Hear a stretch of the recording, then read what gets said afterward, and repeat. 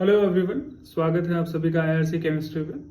आज का जो सेशन रहेगा हमारा बेसिकली प्रीलिम्स के लिए हमें किस तरीके से पढ़ना है और किस तरीके से हमें अपने प्रीलिम्स की तैयारी को कैरी फॉरवर्ड करके लेके जाना है और उससे रिलेटेड क्या क्या सोर्सेज हैं जो आपको पढ़ने हैं वो मैं इस सेशन में बताऊंगा। तो कोई कॉम्प्लेक्स स्ट्रेटेजी नहीं है, कोई कॉम्प्लेक्स मेथड नहीं है, बहुत ही सिंपल और स्ट्रेट फॉरवर्ड है। बस इस पूरे तैयारी के दौरान आप लोगों को क्या रखना है, अपने आप को डिसिप्लिन रखना है, विच इज़ वेरी इंपॉर्टेंट। क्योंकि हम अपने लाइफ को डिसिप्लिन नहीं रख पाते, वो सबसे की है किसी भी चीज को मतलब पाने के लिए। तो बेसिकली कंसिस्टेंसी भी तभी आएगी जब आप डिसिप्लिन रहोगे। अगर आपने अपना रोड मैप बना रखा है कि मुझे सुबह उठ के पढ़ना है, तो डेली सुबह उठ के पढ़ना है, उसको आप मिस मत करो। तो वो पर्सन टू पर्सन वेरी करता है। अगर आपको रात को पढ़ना है तो रात को पढ़ो, तो बट लेकिन अपने लाइफ को डिसिप्लिन में रखो, तो आप इस तैयारी को बहुत अच्छी तरीके से कवर कर पाओगे। तो इस सेशन में बेसिकली हम लोग एक तो जीएस का पोर्शन है, उसमें आपको क्या क्या पढ़ना है, क्या क्या सोर्सेज फॉलो करने हैं, वो मैं डिस्कस करूंगा। और जो केमिस्ट्री वाला पोर्शन है उसमें ज्यादा बताने की जरूरत नहीं है, लेकिन हाँ एक तरीका कि किस तरीके से आपको अपने प्रीलिम्स की तैयारी को आगे ले जाना है, वो तरीका मैं डिस्कस करूंगा। जो मैंने फॉलो किया और जो मेरे दोस्तों ने फॉलो किया था, तो वो मैं थोड़ा सा आप लोगों से डिस्कस करूंगा। और एक चीज और बतानी थी मुझे, जब भी आप तैयारी करो तो कोशिश करो कि जो भी आपके फ्रेंड सर्कल है ना, जैसे 2-3 लोग अगर आपके फ्रेंड सर्कल में है तो उनके साथ तैयारी करो। अगर आपको कुछ क्वेश्चंस ऐसे लगते हैं या कुछ टॉपिक्स आपको लगता है कि मुझे नहीं आ रहा, तो वो अपने दोस्तों से डिस्कस कर सकते हो। तो वो बहुत ही हेल्पफुल रहता है और discussion is far more better than reading a book. तो अगर आप मान लो कुछ आपको नहीं आ रहा, किताब पढ़ने बैठ जा रहे हो, तो टाइम कंज्यूमिंग है। रादर देन अगर आप किसी दोस्त से डिस्कस कर लो वो चीज, तो वो आपको जल्दी समझ में आएगा और जल्दी पिकअप करोगे आप। ठीक है, तो स्टार्ट करते हैं। तो ये जो पहला सिलेबस है जीएस का, मैं इसी को डिस्कस कर रहा हूँ और इसको मैं बाइफरकेट कर रहा हूँ और डिटेल में, जो मैंने प्रीवियस वीडियो लाया था और डिटेल मैंने इस वीडियो में रखा है कि आपको क्या क्या पढ़ना है। तो जो पहला है वो है history of India and Indian national movement. ये मैंने बताया भी था आपको। इसको मैंने 2 भागों में बांटा था। एक तो आपको इंडियन हिस्ट्री पढ़नी है और दूसरा आपको एक एंशिएंट हिस्ट्री था। तो एंशिएंट हिस्ट्री में मैंने बोला था आप लिटरेचर रिलेटेड पढ़ सकते हो, बुद्धिज्म के बारे में पढ़ सकते हो, जैनिज्म के बारे में पढ़ सकते हो, जो जहां से क्वेश्चंस बनते हैं, या गुप्ता पीरियड हो गया, वहां से कुछ कुछ क्वेश्चंस बनते हैं जो आप पढ़ सकते हो अगर आपके पास समय है। मान लीजिए समय नहीं है तो अगर आप छोड़ के भी जाओगे तो चलेगा, लेकिन इंडियन नेशनल मूवमेंट को मत मिस करना। दिस इज वेरी इंपॉर्टेंट, क्योंकि इंडियन नेशनल मूवमेंट में वो वाला जो पोर्शन है पूरा का पूरा आफ्टर गांधी अराउंड, मतलब मैं ये 1900 से लेके 1947 तक, ये वाला जो पीरियड है ना, इसमें जो जो इवेंट हुए वो सारे आपको पढ़ने हैं। जैसे कांग्रेस के सेशन होते थे ना हर साल, वो आप अच्छे तरीके से पढ़ो। और जो गवर्नर्स होते थे, लॉर्ड होते थे, वो भी आपको अच्छे तरीके से पता होना चाहिए। और उसके बाद जो पीजेंट्स मूवमेंट होते हैं ना, वो आप जरूर पढ़ना। These are in news also, और यहाँ से वो सवाल पूछते भी हैं। ठीक है, एक तो ये मैं इंपॉर्टेंट टॉपिक्स बता रहा हूँ। और फिर दूसरा 1857 का रिवॉल्ट जो था, उसमें कौन कौन से पार्टिसिपेंट्स थे। जब आप ये रिवॉल्ट पढ़ो ना, तो इससे वुमेन्स रिलेटेड रिवॉल्ट जरूर पढ़ना। ठीक है, अभी हाल फिलहाल में खुदीराम बोस न्यूज में थे। ठीक है, उनका कुछ बरसी था, कुछ रिलेटेड न्यूज था, उनसे उनको आप फॉलो करना। तो वो बेसिकली 1857 रिवॉल्ट में इन्वॉल्व थे, तो वो भी आप फॉलो करना खुदीराम बोस के बारे में। पर्सन स्पेसिफिक जैसे भगत सिंह का जो रिलेटेड पीरियड था और रिलेटेड इवेंट्स थे, वो आप अच्छे से पढ़ना। काकोरी इंसिडेंट हुआ था, चिटागोंग इंसिडेंट हुआ था, तो ये कुछ मेजर इंसिडेंट है जो आपको अच्छे से पढ़ना है। फिर उसके बाद मैंने बताया था गांधी जी से रिलेटेड जितने भी इवेंट्स हैं उनको आप अच्छे से पढ़ना, कि वो कहाँ कहाँ जाते थे, कौन कौन से मूवमेंट स्टार्ट करते थे, उससे क्या क्या फायदा होता था। तो वो सारी चीज़ें आपको अच्छे से पढ़ना है। जैसे जलियांवाला बाग इंसिडेंट हुआ था, नॉन कॉर्पोरेशन मूवमेंट उन्होंने चलाया था, सिविल डिसओबीडियंस मूवमेंट उन्होंने चलाया था, स्वदेशी आंदोलन चलाया था, लखनऊ पैक्ट हो गया, गांधी इरविन पैक्ट हो गया। मतलब ये वाला पूरा का पूरा जो एरिया है ना 1900 से लेके 1947 तक, ये आप अच्छे से पढ़ना, तो आप इजीली कवर कर लोगे। बहुत डीप जाने की जरूरत नहीं है, दिस इज सफिशिएंट। मान लो कि आपको किताब पढ़ने की जरूरत नहीं है, तो आप लेक्चर्स लगा लो, या प्रीवियस ईयर नोट्स किसी के ले लो, या फिर आपको ऑनलाइन नोट्स भी मिल जाएंगे। अगर आप मुझसे पूछोगे तो बुक पढ़ने की जरूरत नहीं है, बिकॉज बुक बहुत ही ज्यादा टाइम कंज्यूमिंग है और इसका पोर्शन 1/3 है। तो आप इतना पढ़ के जाओ कि आप 60-70% ऑफ हिस्ट्री के क्वेश्चंस कर लोगे, जो जो मैंने टॉपिक्स बताए हैं आपको। तो मेजर इंसिडेंट्स मैं लिख रहा हूँ यहाँ पे, वो भी आप अच्छे से कवर कर लेना। जो जो इंसिडेंट्स अभी मैंने आप कुछ कुछ के एग्जाम्पल्स दिए, तो वो आप जरूर पढ़ लेना। काकोरी बहुत फेमस है, वहां से सवाल कभी कभी पूछ लेता है। फिर उसके बाद major newspapers, this is very important. Major newspapers, ये आप पढ़ना, और न्यूज़पेपर्स के साथ साथ बुक्स, ठीक है। एंड सभा एंड समिति, ये बहुत इंपॉर्टेंट है। यहाँ से भी सवाल जो है पूछ लेते हैं, सभा एंड समिति। अरे बहुत सारी सभाएं बनती थी ना, जैसे ब्रह्म समाज हो गया, आर्य समाज हो गया, बंग समाज हो गया। तो इस तरीके के बहुत सारे समाज होते थे, बहुत सारे समिति होते थे। उनके फाउंडिंग मेंबर्स कौन होते थे? गदर पार्टी हो गई, उनके फाउंडिंग मेंबर्स कौन होते थे? तो इन सभी के क्या है कि एक बार आप थ्योरीज पढ़ लोगे ना, थ्योरी पढ़ने के बाद नोट्स बना लिया, नोट्स बनाने के लिए एक्रोनिम्स बना लेना। कि जैसे काकोरी इंसिडेंट हुआ था तो उसमें मतलब मुझे अभी याद नहीं है, बट हाँ बिस्मिल्लाह, सॉरी, मतलब जो भी मान लीजिए 4-5 नाम है, तो उन 4-5 नामों के कुछ एक्रोनिम्स बना लो और उनके कुछ स्लोगन्स बना लो, सो दैट आपको अच्छे तरीके से याद हो जाए। मैंने यही किया था कि डिफरेंट स्लोगन्स बनाए थे, डिफरेंट एक्रोनिम्स बनाए थे और उनको उस तरीके से याद किया था। अगर आपको वो चाहिए होगा तो फिर मैं उसके नोट्स शेयर कर दूंगा और एक सेशन भी मैं हिस्ट्री पे ले आऊंगा, उससे रिलेटेड मेजर इंसिडेंट्स को डिस्कस कर दूंगा। और इसका जो यूट्यूब जो मैंने फॉलो किया था, मैं काफ़ी शुरू से उन्हीं के लेक्चर्स देखता था, तो वो आप फॉलो कर सकते हो। प्रतीक नायक सर का हिस्ट्री उन्होंने बहुत अच्छे से पढ़ाया, प्रतीक नायक, ये आप सर्च करोगे तो आपको मिल जाएगा। और भी बहुत सारे चैनल्स है, जैसे पीडब्ल्यू करके है, पीडब्ल्यू को भी फॉलो कर सकते हो आप। लेकिन मैंने प्रतीक नायक सर से पढ़ा था, उन्होंने हिस्ट्री बहुत अच्छे तरीके से पढ़ाया था, एक सीक्वेंस में पढ़ाया था। तो इनके आप नोट्स बना सकते हो और इनके वीडियोस को फॉलो कर सकते हो, आपका हिस्ट्री कंप्लीट हो जाएगा।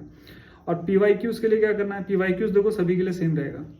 जो कंबाइंड डिफेंस सर्विस एग्जाम है उसके पीवाईक्यूज प्लस सीएपीएफ के, ये 2 एग्जाम है। इनके जो प्रीलिम्स में जो क्वेश्चंस आते हैं जीएस के, वो बिल्कुल सिमिलर होते हैं हमारे इसके जीएसआई के प्रीलिम से। तो जीएसआई का तो आपको करना ही करना है, साथ के इनके प्रीवियस ईयर क्वेश्चंस आप सॉल्व कर लोगे तो आपकी हिस्ट्री कंप्लीट हो जाएगी। That's it. अब आते हैं जियोग्राफी पे। जियोग्राफी पे मैंने भी इसका मतलब बाइफर्केशन आप लोगों को दिया था। जियोग्राफी में देखो, सबसे पहले तो मैंने बताया था कि आपको इंडियन ज्योग्राफी पढ़ना है। एक तो इंडियन ज्योग्राफी है, इसमें मैं बताता हूं आपको क्या क्या पढ़ना है। इंडियन ज्योग्राफी में सबसे पहले जो काफी न्यूज में भी रहता है, एक तो है ड्रेनेज सिस्टम। ड्रेनेज सिस्टम को बहुत अच्छे तरीके से आप पढ़ना। ड्रेनेज सिस्टम में वही रिवर्स हो गई, गंगा हो गया, यमुना हो गया, मतलब एक तो हिमालयन रिवर्स का आ जाएगा, ब्रह्मपुत्र रिवर हो गया, फिर उसके बाद नेपाल से बहुत सारी नदियां आती है, गंडक, कोसी, काली, वो सारी नदियां, उनके ट्रिब्यूटरीज क्या क्या हैं, कहाँ से गुजरती हैं, ये आपको एक बेसिक आइडिया होना बहुत जरूरी है ड्रेनेज सिस्टम के बारे में। फिर उसके बाद आपके पेनिनसुलर रिवर्स हो गए, आपके नर्मदा, तापी, कृष्णा, गोदावरी का, ये और भी बहुत सारी रिवर्स हैं जो आपको पढ़ने हैं, ठीक है। जैसे कृष्णा गोदावरी जो रिवर है बहुत ज़्यादा न्यूज़ में रहती है। जो कृष्णा रिवर है basically it is a dispute between Karnataka and Tamil Nadu, तो कभी कभी न्यूज़ में रहता है, अभी हाल फिलहाल में भी था, तो वहाँ से सवाल पूछा जा सकता है। और ये रिवर्स बहुत सारे डेल्टास बनाती है, तो उनके डेल्टास के अलग अलग नाम है, तो वो भी आपको पता होने चाहिए, ठीक है। महानदी एक फेमस नदी है, उड़ीसा से निकलती है, वो भी बहुत फेमस है। तो रिवर्स के बारे में, उसका ओरिजिन क्या है, उनके ट्रिब्यूटरीज क्या है, और फेमस कोई सिटी अगर सिचुएटेड है उन रिवर्स पे, तो वो आपको पता होना चाहिए। और ध्यान रहे कि आप अगर करंट अफेयर्स पढ़ रहे हो साथ के साथ, उसका भी मैं बताऊंगा आपको, मैंने पिछले वीडियो में बताया था। तो न्यूज में आप देखो कि क्या रिलेटेड इवेंट्स चल रहे हैं with respect to the rivers. अगर आपको कुछ मिलता है तो आप जरूर पढ़ो। जैसे इंडस वाटर ट्रीटी था, उसको अभी इंडिया ने सस्पेंड कर रखा है, तो सस्पेंड कर रखा है तो उसमें बहुत सारी रिवर्स आती हैं, झेलम, चेनाब, रावी, सतलज, 5 नदियां हैं और इंडस। तो वो सारे के सारे रिवर्स कहाँ से ओरिजिनेट होते हैं, कौन कौन से स्टेट से गुजर के जाते हैं, वो आपको बहुत अच्छी तरीके से पता होना चाहिए। North to south, south to north, east to west, इस तरीके से अरेंज करके पूछ लेगा, या पूछ लेगा बताओ इनमें से कौन सा नदी जो है हिमाचल प्रदेश से होके जाता है कि नहीं होके जाता, कौन सा चाइना में ओरिजिनेट होता है, कौन सा इंडिया में ओरिजिनेट होता है। तो इंडस वाला जो पूरा का पूरा ट्रांस हिमालयन रीजन है ना, वो आपको बहुत अच्छे तरीके से आना चाहिए, तो वो बहुत इंपॉर्टेंट पार्ट हो जाता है, और मुझे लग भी रहा है कि पक्का वहां से सवाल आएगा। तो ये हो गया आपका ड्रेनेज सिस्टम। दूसरा है आपका एग्रीकल्चर, ये आप पढ़ लेना। एग्रीकल्चर में टाइप्स ऑफ क्रॉप्स कौन कौन से हो गए, रबी क्रॉप्स हो गए, फिर आपके खरीफ क्रॉप्स हो गए, सीजन्स हो गए, फिर उसके बाद डिफरेंट टाइप्स ऑफ फार्मिंग हो गए, तो वो आप जो है एग्रीकल्चर में कवर कर लेना, ठीक है। फिर उसके बाद माउंटेन्स आते हैं, ये बेसिकली माउंटेन्स में इंडिया के कंटेक्स्ट में बात कर रहा हूँ, ठीक है। माउंटेन्स में आपके हिमालयन हो गए, और माउंटेन्स के बाद प्लेट्यूज हो गए, ये भी आपको अच्छे तरीके से कवर करना है, प्लेट्यूज। और प्लेट्यूज के बाद मेजर केव्स हो गए, उनके बारे में भी आप अच्छे से पढ़ लेना। ठीक है, तो ये बेसिकली इंडियन ज्योग्राफी में आप इतना कवर कर लोगे तो this is more than sufficient. फिर उसके बाद जो दूसरा है जिस पे आपको फोकस करना है वो है physical geography. Physical geography, this is very very important. अगर तैयारी स्टार्ट करो ज्योग्राफी की तो फिजिकल ज्योग्राफी से सबसे पहले करो, वो आपको बहुत अच्छे तरीके से आनी चाहिए। फिर उसके बाद इंडियन ज्योग्राफी पे जाओ, क्योंकि जो पोर्शन है वो 70-30 का है।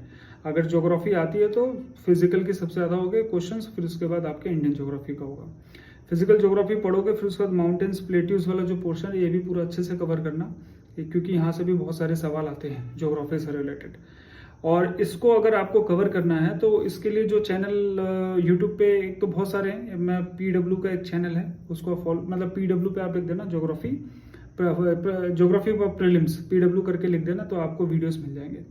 प्लस PYQs अगर आपको करने हैं तो यही वाले मैं बोल रहा हूँ। PYQs के लिए आपको CDS प्लस CAPF के ही क्वेश्चंस करने हैं। मैं 1 मिनट मैंने लिखा था, हाँ, एक सर PW का कर लेना आप, और एक सुदर्शन गुर्जर सर हैं, सुदर्शन गुर्जर, इनके भी वीडियोस में फॉलो करता था, तो इनके वीडियोस भी आप देख सकते हो कि पर्टिकुलर क्या बोलते हैं टॉपिक आपको समझना है या कुछ और समझना है तो फिजिकल ज्योग्राफी आप इनसे पढ़ सकते हो। ठीक है, वो पूरा फिजिकल ज्योग्राफी में पूरा आपका आ जाएगा, अर्थ आ जाएगा, मोशन आ जाएगा, ओशन आ जाएगा, सीजन्स आ जाएंगे, साइक्लोन, सब कुछ सारी चीजें उसमें आपकी कवर हो जाएगी फिजिकल ज्योग्राफी में।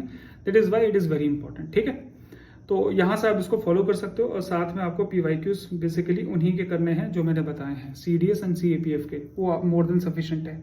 ठीक है, अब हम आ जाते हैं पॉलिटी पे। पॉलिटी के लिए सोर्स मैं पहले बता देता हूँ। देखो, ज़्यादा तो नहीं पढ़ना है सोर्स। मैंने एक तो पॉलिटी के लिए जो मैंने पढ़ा था, कल्याण सर करके हैं, आप यूट्यूब पे डालोगे कल्याण सर पॉलिटी तो आपको मिल जाएगा। देखो, इनका लेक्चर बहुत बोरिंग होता है, मतलब मज़ा नहीं आएगा उतना पढ़ने में, एंटरटेनिंग नहीं रहता है। आज के टाइम में एजुकेशन को पूरा एंटरटेनमेंट बना दिया है, और जो पेशेंस पहले स्टूडेंट में होता था वो खत्म हो जाएगा। उनको जो है एड्रेनलिन चाहिए, मतलब मज़ा आना चाहिए। तो कंप्लीट एक तरीके से सिनेमा बनाते जा रहे हैं टीचिंग को, तो जो कि बिल्कुल सही नहीं है। तो अगर प्योर कंटेंट आपको चाहिए और अच्छे तरीके से आपको चीज़ों को समझना है तो कल्याण सर के वीडियोस काफ़ी पुराने लेकिन बहुत अच्छे हैं।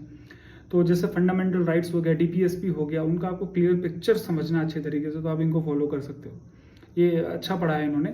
और एक चैनल और फॉलो कर सकते हो, एक ओनली IS करके है, इसको भी आप फॉलो कर सकते हो। इसको भी मैं फॉलो करता था। ये 2 चैनल्स है, और भी आपको वीडियोस मिल जाएंगे। अगर आपको कुछ और अच्छा लगता है तो आप फॉलो कर सकते हो। मैंने ये 2 चैनल्स फॉलो करे थे, which is more than sufficient. और पॉलिटी बहुत बड़ा टॉपिक है, तो आपको बहुत ज़्यादा नहीं पढ़ना है। जो सबसे पहले आपको पढ़ना है वो फंडामेंटल राइट, तो आपको एकदम रट जाना चाहिए।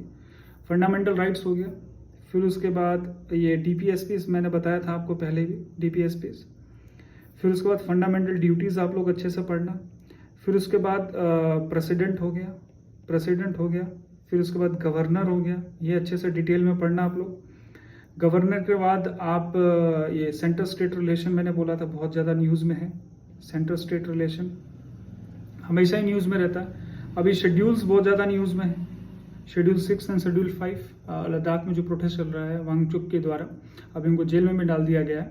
तो शेड्यूल 5 शेड्यूल 6 जो स्पेशल स्टेटस से रिगार्डिंग है ये शेड्यूल, तो टोटल 12 शेड्यूल हैं। आपको बहुत अच्छे तरीके से 12 के 12 याद होने चाहिए, और कौन कौन से शेड्यूल जो है किस किस चीज़ को पर्टेन करता है वो भी आपको अच्छे तरीके से पता होना चाहिए। फिर दूसरा आपका है विलेज पंचायत और म्यूनसिपालिटी, ये भी आपको अच्छे तरीके से आना चाहिए। ठीक है, तो ये मैं वो टॉपिक्स बता रहा हूँ जो बर्निंग है, जो जहाँ से क्वेश्चन आने के चांसेस बहुत ज़्यादा रहते हैं। ठीक है, म्यूनसिपालिटी, और उसके बाद आप जुडिशरी, भैया ये तो बहुत न्यूज़ में था। सुप्रीम कोर्ट, हाई कोर्ट, इनके जजेस के अपॉइंटमेंट, और क्या बोलते हैं इम्पीच कैसे करते हैं, ये सारा प्रोसेस है। और इमरजेंसी तो बिल्कुल मत छोड़ना, emergency is also very important. ठीक है, तो ये सारी की सारी चीज़ें बहुत अच्छे तरीके से आप पॉलिटी में अगर पढ़ के जाते हो, अच्छे तरीके से मेरा मतलब है कि आपको एक फंडामेंटल नॉलेज होना चाहिए इन सभी टॉपिक्स में, तो आप आसानी से क्वेश्चंस को सॉल्व कर लोगे। बहुत डीप नॉलेज की जरूरत नहीं है। और PYQs अगेन मैं वही बोलूंगा जो ऊपर मैंने दोनों के लिए बोला। अब आ जाते हैं एनवायरमेंट। एनवायरमेंट में देखो, इसमें 2 चीज़ें, एक तो आपको करंट हमेशा फॉलो करना होगा कि करंट क्या चल रहा है। जैसे मैंने आपको एग्जांपल दिया था नामीबिया का, नामीबिया में मैंने बताया था कि वहाँ से वो आए थे, चीता आए थे, इंडिया में इंट्रोड्यूस किया था। तो उससे रिलेटेड अगर कोई बिग इवेंट होता है तो वो आपको फॉलो करते रहना है न्यूज़ में, ठीक है। और दूसरा, कोई नेशनल पार्क या कोई बायोस्फीयर रिजर्व या रामसर साइट अगर कहीं पर नया घोषित किया जाता है तो वो आपको पता होना चाहिए। कोई नई स्पीशीज़ मिलती है तो वो आपको पता होना चाहिए। स्पीशीज़ से मुझे याद आया, this is very important, species को प्रोटेक्ट करने के लिए, ठीक है, बहुत सारे लिस्ट बनाए गए, IUCN के लिस्ट हैं, IUCN रेड लिस्ट जिसको बोलते हैं। ये आप बहुत अच्छे तरीके से पढ़ के जाना कि डेंजर्ड कैटेगरी में कौन आता है, क्रिटिकली डेंजर्ड कैटेगरी में कौन आता है, एक्सटिंक्शन कैटेगरी में कौन आता है, तो ये आपको पता होना चाहिए। फिर उसके बाद रिलेटेड समिट्स जो हुई हैं एनवायरनमेंट से रिलेटेड समिट्स, वो आपको पता होना चाहिए। जैसे हमेशा न्यूज़ में रहता है कॉन्फ्रेंस ऑफ पार्टीज, COP, आपको याद होगा पेरिस में हुआ था सबसे पहले, ग्लोबल वार्मिंग को बचाने के लिए, मतलब एनवायरनमेंट को बेसिकली प्रोटेक्ट करने के लिए। तो कार्बन टैक्स क्या होता है, ग्रीन कार्बन क्या होता है, ब्राउन कार्बन क्या होता है, ब्लू कार्बन क्या होता है, ये इस तरीके की टर्मिनोलॉजीज आपको मिलती है, तो आपको अच्छे तरीके से इनको पढ़ना है, ठीक है, ये न्यूज़ में रहती है। फिर उसके बाद इकोलॉजी में आपको जो टर्म्स एंड टर्मिनोलॉजी है वो आपको अच्छे से पता होना चाहिए। बायोम क्या होता है, रिजर्व्स क्या होते हैं, इकोटोन क्या होता है, और भी बहुत तरीके से, इस तरह नीशे क्या होता है, इकोटोन क्या होता है, इस तरीके के क्वेश्चंस जो हैं डायरेक्ट इन्वायरमेंट से पूछ लेता है। बट अगर मुझसे पूछेंगे आप तो 15 से 16 क्वेश्चन, जो 18 क्वेश्चन आते हैं ना, उसको करंट मोटिवेटेड भी होते हैं, 30 to 40%। तो करंट में इन्वायरमेंट में क्या चल रहा है ये भी आपको पता होना चाहिए। जैसे नेशनल ग्रीन ट्रिब्यूनल है, उसका क्या काम है, कौन अपॉइंट करता है, तो वो भी आपको इन्वायरमेंट के कंटेक्स्ट में पता होना चाहिए। फिर उसके बाद पोल्यूशंस हो गए, पोल्यूटेंट्स हो गए, वो सारी चीज़ें आपकी इन्वायरमेंट में आ जाएगी। मैं उनको 1 by 1 नहीं बता रहा। मैंने आपको बताया था सोर्स, इसका सबसे बेस्ट सोर्स किंजल चौधरी, मैंने इन्हीं के लेक्चर्स लगाए थे, और this is more than sufficient जो इन्होंने पढ़ाया है, आपका सारा का सारा यहाँ पे कवर हो जाएगा। बाकी मैं यहाँ पे लिख देता हूँ एयर पोल्यूशन, ठीक है, एयर पोल्यूशन में या एयर पोल्यूटेंट्स में आपका सारा आ जाएगा कि जो AQI इंडेक्स होता है क्या होता है, इसमें कौन कौन से पैरामीटर्स आते हैं, PM 2.5, ठीक है, PM 10 हो गए, पार्टिकुलेट मैटर्स हो गए, सॉक्स हो गया, सॉक्स का मतलब ऑक्साइड्स ऑफ सल्फर, नॉक्स हो गया, ऑक्साइड्स ऑफ नाइट्रोजन, ये सारी चीज़ें आपको पता होनी चाहिए, ठीक है।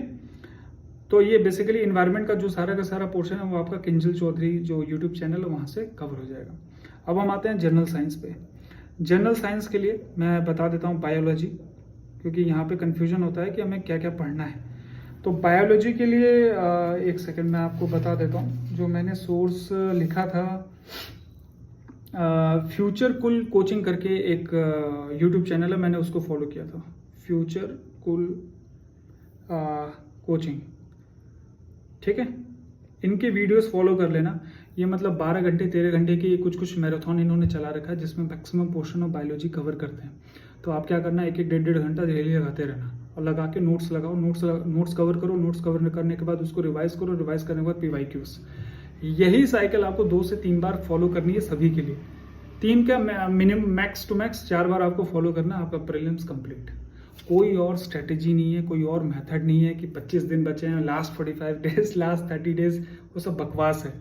आप ये स्ट्रेटेजी फॉलो, मतलब किसी से भी आप पूछ लो, सबसे किसी भी एग्जाम को प्रिपेयर करने के लिए जो मैं डिसिप्लिन की बात कर रहा था, सबसे ज़्यादा डिफिकल्ट पार्ट पता क्या है, वो है रिवीजन करना और क्वेश्चन प्रैक्टिस करना। क्योंकि उससे हमें लगता है डर, हम रिवीजन करने बैठते हैं तो फिर दिमाग में बहुत सारे ख्याल आते हैं, नेगेटिव थॉट्स आते हैं कि अरे मुझे ये भी नहीं याद है, ये भी नहीं याद है, ये भी नहीं याद है, और उस चक्कर में क्या है कि रिवीजन को हम अवॉइड करते हैं। अब आप रिवीजन को अवॉइड करोगे तो प्रीवियस क्वेश्चंस तो करने से रहे, तो हमेशा क्या लेक्चर लगाते रहोगे, लेक्चर लगाते रहोगे। तो लेक्चर लगाना इज़ वेरी ईजी, क्योंकि उसमें मेहनत नहीं लग रही, उसमें डर नहीं लग रहा। तो revision and question practice, these are the two most important part of your preparation. तो उसको आप फॉलो कर लो, चाहे आप सिविल सर्विसेज की तैयारी करो, कोई भी एग्जाम की तैयारी करो, revision question practice is the most important part. तो वो अगर आप फॉलो कर रहे हो तो आपकी तैयारी खुद ब खुद निखरती हुई जाएगी, तो वो आप ज़रूर फॉलो करना। तो एक तो फ्यूचर कूल कोचिंग हो गया, एक मेरे पास और था सोर्स, हाँ, रैंकर्स गुरुकुल करके, इनके भी 2 चैनल्स हैं। तो यहाँ पे आप इन चैनल्स को फॉलो कर लेना, तो आपका जनरल साइंस का पोर्शन कंप्लीट हो जाएगा, बायोलॉजी एंड फिजिक्स दोनों के लिए ही, ठीक है। मैं लिख नहीं रहा, बायोलॉजी के लिए मैं बता देता हूँ। बायोलॉजी के लिए ब्लड हो गया, हार्ट हो गया, डाइजेस्टिव सिस्टम हो गया, कंट्रोल एंड कोऑर्डिनेशन हो गया, वो सारा का सारा पोर्शन जो है वो आप अच्छे से कवर कर लेना बायोलॉजी में, ठीक है। सेल्स हो गए, animal cell, plant cell, plant kingdom, animal kingdom में कौन कौन किस तरीके से बाइफर्केशन है, वो आप अच्छे तरीके से पढ़ लेना। ब्लड पढ़ोगे तो अपने आप में वो बहुत बड़ा टॉपिक है, तो वहाँ से सवाल, फंडामेंटल सवाल आते हैं, आप अच्छे से कर लोगे। माइटोसिस, मियोसिस, वो सारा का सारा पोर्शन आप बायोलॉजी में कवर कर लोगे। अब आते हैं फिजिक्स पे।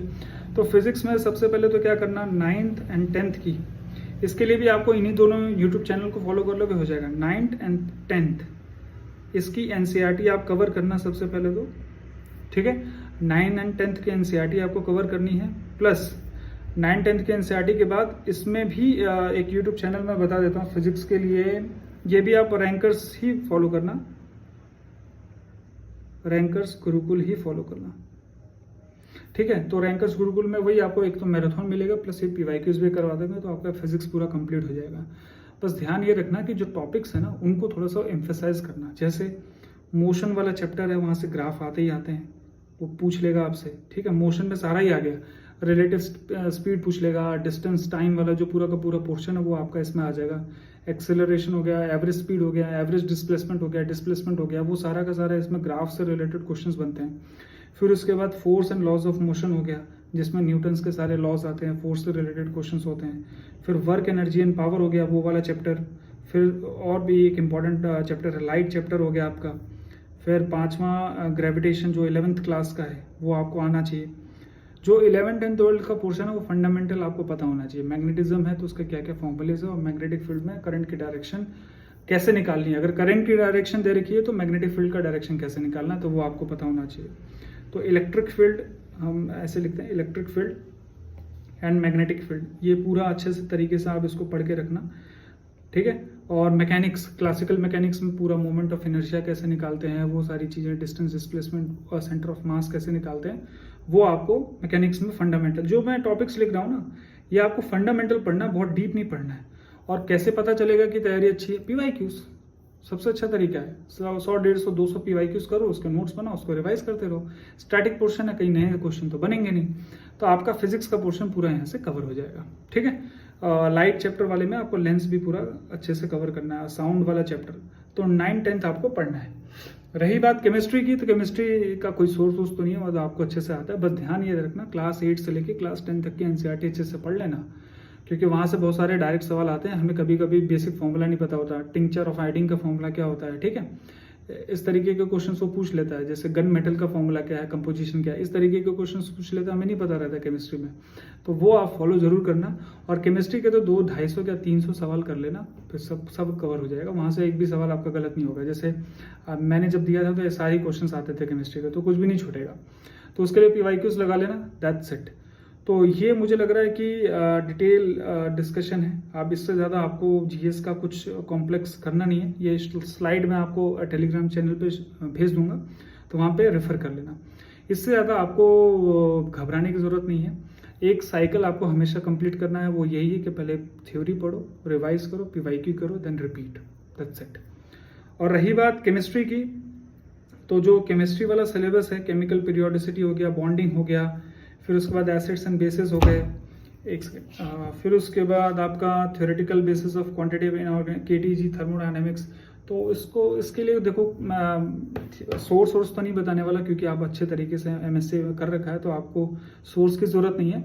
बस यहाँ पे जो मैंने तरीका आपको बताया है कि केमिकल पीरियोडिसिटी अगर मुझे पढ़ना है, जैसे मैं पढ़ रहा हूँ, तो मैंने नोट्स बना लिए, 15-20 पेज के नोट्स बनने के बाद फिर वही पैटर्न क्या करना है, मुझे उसको अच्छे तरीके से रिवाइज करना है। रिवाइज करने के बाद एक पेज लो, सारे फॉर्मूले लिखो और अपने नोट्स में उसको चिपका दो।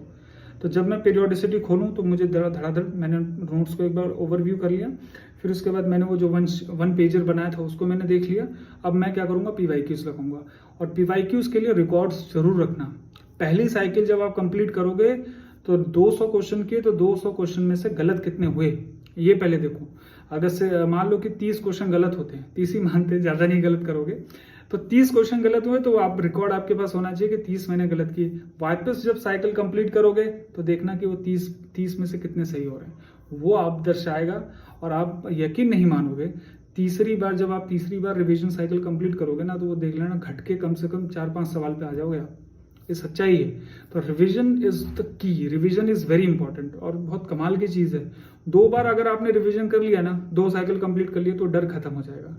2 बार में आपका जो PYQs है ना, वो भी, उसका भी डर खत्म हो जाएगा। लास्ट स्टेज जब आप सारा स्टेज कंप्लीट कर चुके हो PYQs का, तो लास्ट का जो महीना बचेगा ना, उसमें GSI के जो प्रीलिम्स के पेपर्स हैं उनको भी, मतलब लास्ट ईयर के जितने भी 3-4 पेपर हैं उनको लो, टाइमर सेट करो 2 घंटे का और सॉल्व करो, और फिर देखो कि तैयारी कहाँ पे है। तो PYQs में अगर परफॉर्मेंस अच्छी होगी वो वाले साइकिल में, तो यहाँ ऑटोमेटिक 100% सही होगी तैयारी, और आप 70% मार्क्स इजीली मतलब अच्छे तरीके से गेन करोगे, तो वहाँ से आपकी तैयारी कंप्लीट हो जाएगी। तो केमिस्ट्री के लिए, GS के लिए मैंने आपको डिटेल अच्छे तरीके से बता दिया कि कैसे फॉलो करना है। ये स्लाइड मैं आप लोगों के साथ शेयर कर दूंगा ताकि आप लोग इसको फॉलो कर लेना।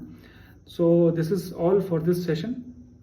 और भी डेली अपडेट्स आते हैं, कुछ हम लोग नई चीज़ें अगर इनिशिएट करते हैं तो आपको टेलीग्राम पे हम लोग बता देंगे, तो आप उसको फॉलो कर सकते हो। Thank you so much.